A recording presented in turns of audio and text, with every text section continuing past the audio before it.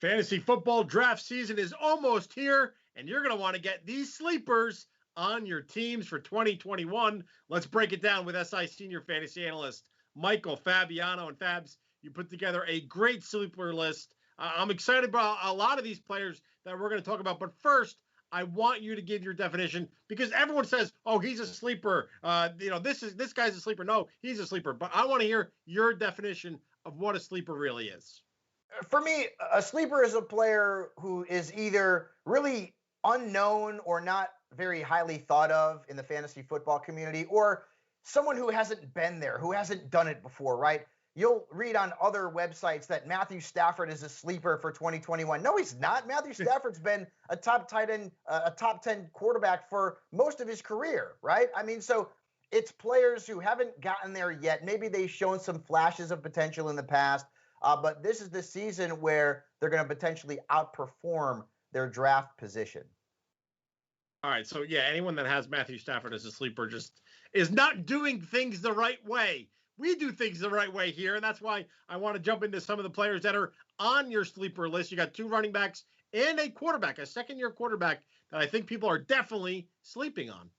And let's start off with the running back position with Chase Edmonds. Now, we've seen flashes from Chase Edmonds, right? I mean, he was the running back 25 last year, so he was basically a flex starter. And a lot of folks, when the Cardinals brought in James Conner, sort of devalued Edmonds a little bit, right? And rightfully so, because the touch share now is going to be split up by 2.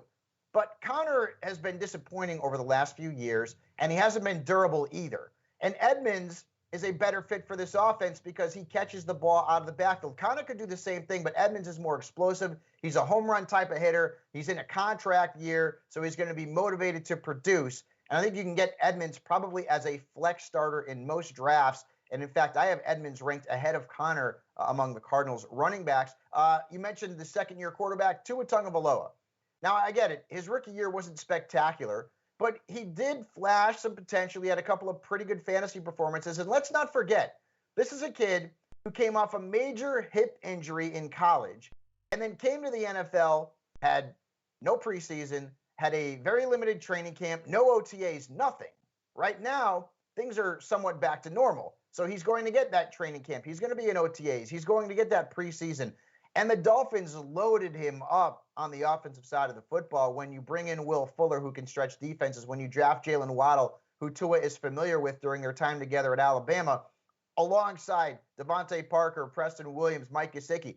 This Dolphins offense has a shot to be very fantasy friendly, and I think Tua, as a late round QB2, could end up being a pretty nice steal. And then back to the running back position in A.J. Dillon. Now, if the Packers didn't re-sign Aaron Jones, Dillon would have been one of the big breakout candidates in 2021. But unless Jones gets hurt, Dillon's not going to see enough touches to make a significant impact. But here's the scenario where Dillon could be a sleeper. Jamal Williams left behind 150 touches last year. That's a lot.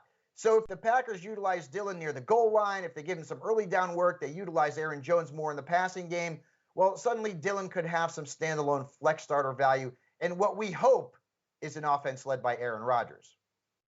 Yeah, the Aaron Rodgers factor certainly going to come in handy for any kind of fantasy football implications. Fabs, I know you have a couple more sleepers on this year's list.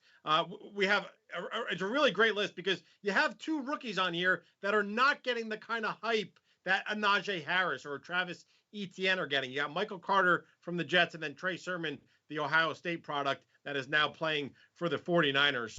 You can read more about some of these other players, plenty more fantasy football analysis from Mr. Fabiano. It's all up on Sports Illustrated. Go check it out, si.com/fantasy.